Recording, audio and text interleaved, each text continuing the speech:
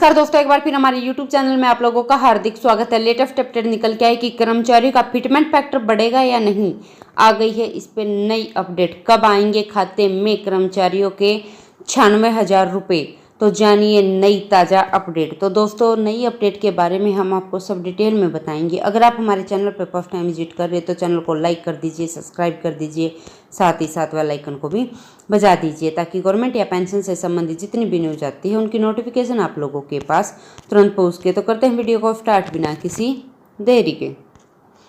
दोस्तों, केंद्रीय कर्मचारियों के लिए बड़ी खबर है। एक तरफ मोदी सरकार ने संसद में कर्मचारियों के महंगाई भत्ते में 3% से ज्यादा बढ़ोतरी करने से इनकार कर दिया है, वहीं दूसरी तरफ कर्मचारियों के फिटमेंट फैक्टर में भी रोड़ा अटक गया है। इस साल 2022 में फिटमेंट फैक्टर नहीं बढ़ाया जाएगा। इसके लिए कर्मचारी को अभी और इंतजार करना होगा। हालांकि इस संबंध में अभी तक सरकार की तरफ से कोई बयान नहीं आया है। आखिरी बार फिटमेंट फैक्टर 2016 में बढ़ाया गया था, जिसे न्यूनतम बेसिक सैलरी 6,000 रुपये से बढ़ाकर 18,000 रुपये कर दी गई थी।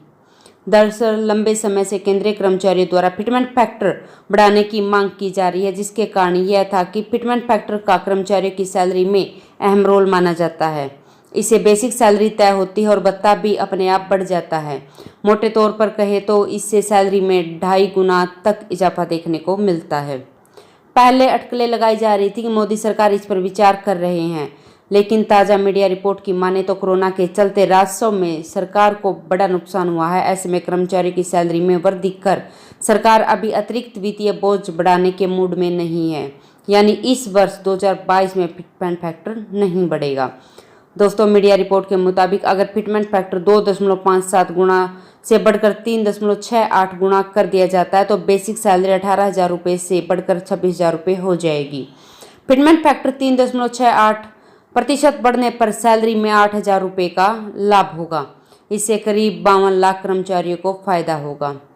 अगर किसी केंद्रीय कर्मचारी की बेसिक सैलरी 18,000 रुपये है तो भत्तों को छोड़कर 46,260 रुपये उसको सैलरी मिलेगी। वही 2.57 को अगर 3 मान लिया जाता है तो उनकी सैलरी में 63,000 रुपये की सैलरी प्रतिमाह बनेगी। वही फिटमेंट फैक्टर को अगर 2.57 से बढ़ाकर 3.68 किया जाता है तो तब यही सैलरी 95,680 रुपये हो जाएगी।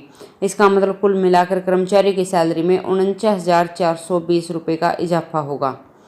दोस्तों, कर्मचारियों की बेसिक सैलरी को 7th पे कमीशन के फिटमेंट फैक्टर 2.57 से गुणा करके निकाला जाता है। 7वां वेतन आयोग लागू होने के बाद से 6ठे वेतन आयोग के पे बैंड में ग्रेड पे जोड़कर मूल वेतन बनाया जाता है, जिसमें करंट एंट्री लेवल की सैलरी को फिटमेंट फैक्टर 2.57 से गुणा करके निकाला जाता है।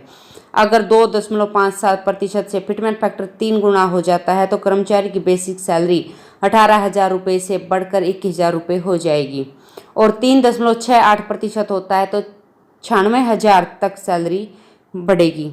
खास बात यह है कि अगर फिटमेंट फैक्टर में सरकार बदलाव करती है तो कर्मचारियों की सैलरी में 2.5 गुना से ज़्यादा तक की बढ़ोतरी होगी। तो दोस्तों, आज के लिए इतना ही। मिलते हैं नेक्स्ट वीडियो में, तब तक के लिए जय हिंद, जय भारत।